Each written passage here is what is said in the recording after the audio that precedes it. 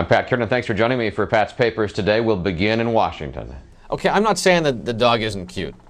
And the pictures of the kids with the dog are particularly cute, but coverage of the first dog over the past few days has been excessive, I think. Bo is on the front page of the Washington Post today with his official welcome to the White House yesterday.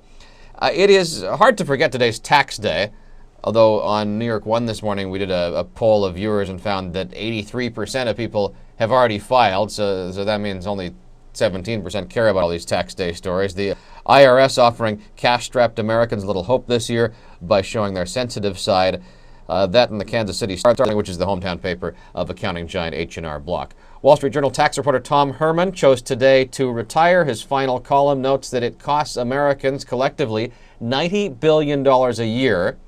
That's partly in lost productivity and partly in payments to accountants. It costs us $90 billion a year to get our taxes done. On the front page of the Journal, the headline is Banks Ramp Up Foreclosures. The story says Chase, Wells Fargo, Freddie, and Fannie have all lifted moratoriums on foreclosures that they had put into place as they waited for details of the Obama housing plan. It is knee surgery live. The Milwaukee Journal-Sentinel says a local healthcare group is going to break medical ground by broadcasting an operation using Twitter. The New York Times has a troubling story on the front page about cancer care. The report says pills are the new wave in cancer treatment, yet many of these costly new drugs are not covered by insurance plans. There's a new reality in the works for Rod Blagojevich. That in the Chicago Sun-Times this morning. The former governor asked the judge presiding over his federal corruption trial if it's okay if he travels to Costa Rica. He has signed on to compete in the NBC reality show, I'm a Celebrity, Get Me Out of Here.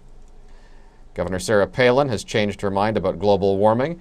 That's in the Chicago Tribune and elsewhere. Alaska has been feeling some effects, and the Alaska governor is singing a new tune. Boxing legend Oscar De La Hoya retiring, reports his hometown newspaper, the LA Times. The story says he became a massive media star, partly because of his boxing skills, but also because of his movie star looks and his appeal to the massive Hispanic audience.